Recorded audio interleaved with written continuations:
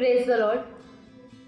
આજના દિવસ માટે ઈશ્વરનો આભાર, અને સ્પેશિયલી ફોર મી કે હું આજના દિવસ માટે ઈશ્વરનો પુષ્કળ આભાર માનું છું, કેમ કે આજના દિવસથી લઈને 2 વર્ષ અગાઉ સેમ આ જ ડેટે મને ઈશ્વરે એક નવું જીવન આપ્યું છે.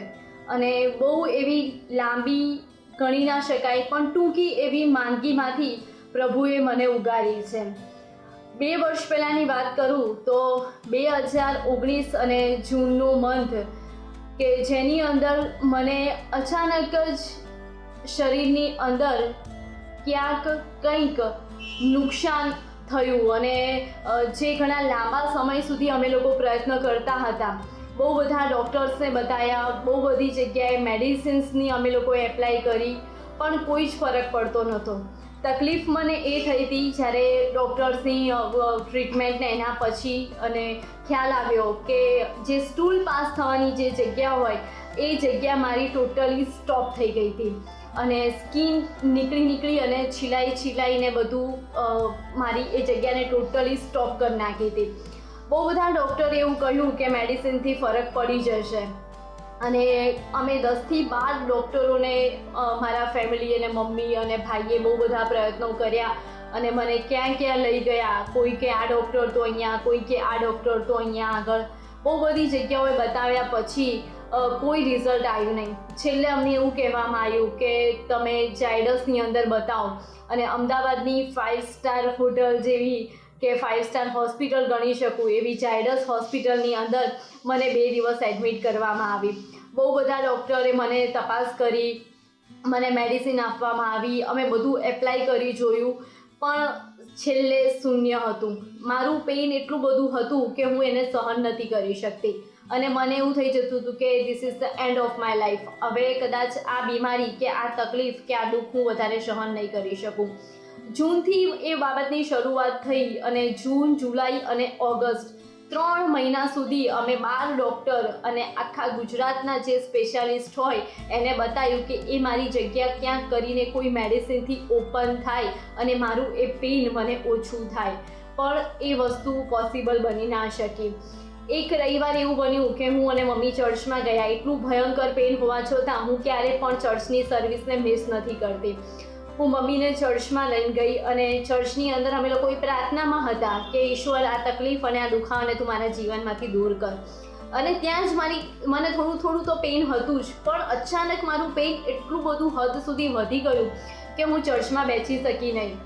અને મેં મમ્મીને તરત કહ્યું કે મમ્મી, હવે મારાથી બેસી શકાય એવું નથી, મારું પેઇન સખત વધી રહ્યું છે. રવિવારનો દિવસ હતો. મમ્મીએ કહ્યું કે ચલો કંઈ વાંધો નહીં, ચર્ચમાંથી ઊભા થઈએ, આપણે ઘરે જઈએ. અમે લોકો ઘરે ગયા, અને મને એટલો સખત ભયંકર પેઇન થાય, હું સૂઈ ના શકું, હલી ના શકું, બેસી ના શકું, અને કન્ટિન્યુઅસલી મારી આંખમાંથી આંસુ જ વહી જાય કે પ્રભુ કંઈક કર, પણ મને સાચું કર, કંઈક કર પ્રભુ, કે મને આ દુખાવાની તકલીફ અને આ પીડા મારા જીવનમાંથી પ્રભુ તમે દૂર કરો. અને તહેવારનો દિવસ હતો, અને 3-4 દિવસ સતત રજાઓ આવતી હતી, પણ એક્ઝેક્ટ આ જ તારીખ કે સપ્ટેમ્બરની 2 તારીખ, અને સવારે અમને એક સારા એવા ડૉક્ટરનું કન્સલ્ટિંગ કરી શક્યા. ભલે રજાનો દિવસ હતો, પણ કદાચ ઈશ્વરની કૃપાથી એ ડૉક્ટર એ દિવસે અવેલેબલ હતા, અને અમે કોલ કર્યો હતો કે એમણે કહ્યું કે ના, તમે આવી જાઓ. એમણે ગયા, મને ચેક કરી, અને એમણે તરત કહ્યું કે આ જગ્યા જે લોક થઈ ગઈ છે વિધાઉટ ઓપરેશન એને અમે ઓપન કરી શકીએ એમ નથી, આમાં કોઈ જ મેડિસિન વર્ક કરી શકશે નહીં. અને મને એડમિટ કરવામાં આવી, અને બપોરે 3 વાગ્યાની આસપાસ બધું મારી મેડિકલ ટ્રીટમેન્ટને બધું પતાવ્યા પછી, ચેકઅપ કર્યા પછી એમણે મને 3 વાગે ઓપરેશનમાં લીધી. હું એક કદાચ એવી પેશન્ટ હોઈશ કે જે હસતા ઓપરેશન થિયેટરમાં ગઈ હશું, અને હસતા ઓપરેશન થિયેટરમાંથી બહાર આવી હશું. બન્યું એવું કે હું અને મમ્મી સખત પ્રાર્થનામાં હતા. અમારી સાથે મારા ફેમિલી, ફ્રેન્ડ્સ ઘણા બધા કે જે તકલીફને મારી જાણતા હતા, એ બધા જ અમારી સાથે પ્રાર્થનામાં હતા.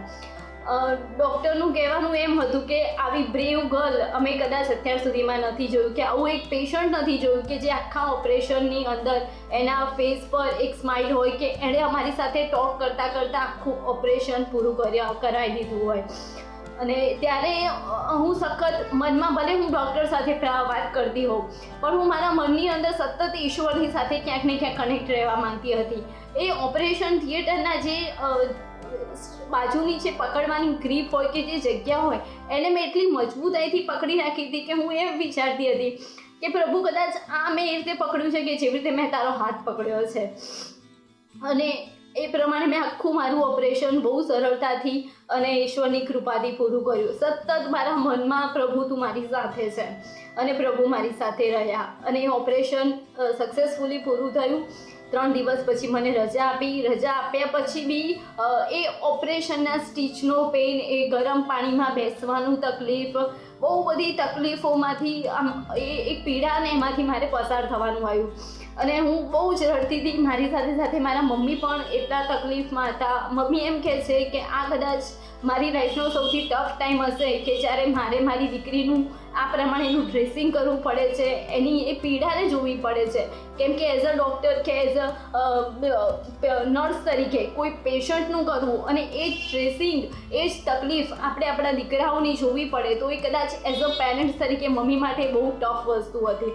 પણ ગ્રેસ ઓફ ધ ગોડ બધું સરળતાથી પત્યું. અને એ વખત જ્યારે હું સતત પ્રાર્થનામાં હતી, મેં કીધું પ્રભુ કદાચ હું આ પરિસ્થિતિમાં સારી થઈ શકીશ એમ, કેમ કે બહુ લાંબો સમય લઈ લીધો હતો. અને મને એક સમય એવો હતો કે મેં કદાચ મને એમ થતું હતું કે આ નહીં સહન થાય મારાથી. અને હું બાઇબલ વાંચતી ત્યારે ઈશ્વરે મને એક હજકીએલના પુસ્તકમાંથી એક વચન આપ્યું કે હું તને જીવતી રાખીશ અને હું તને સાચી કરીશ. એ વચનને મેં એટલી મજબૂતાઈથી પકડી રાખ્યું કે પ્રભુ તે મને કહ્યું છે કે તું મને જીવતી રાખીશ ને મને સાચી કરીશ. અને જ્યારે 2 કે 3 મહિના થયા, હું એકદમ હેલ્ધી થઈ ગઈ, બધું જ ખાવા લાગી, મારા બેક ટુ વર્ક હું જવા લાગી, ત્યારે મેં ચર્ચની અંદર ઊભા રહીને મારી સાક્ષી આપી. કેમ કે અમારો ડિસેમ્બરનો જે લાસ્ટ સન્ડે હોય છે એ હંમેશા સાક્ષીનો રવિવાર હોય છે. અને એ વખતે મેં અદ્ભુત મારી સાક્ષી આપી ચર્ચની અંદર કે ગ્રેસ ઓફ ગોડ, ઈશ્વર એમ કહે છે ગીતશાસ્ત્ર 103ની અંદર કે તે તારા સર્વ રોગ મટાડે છે.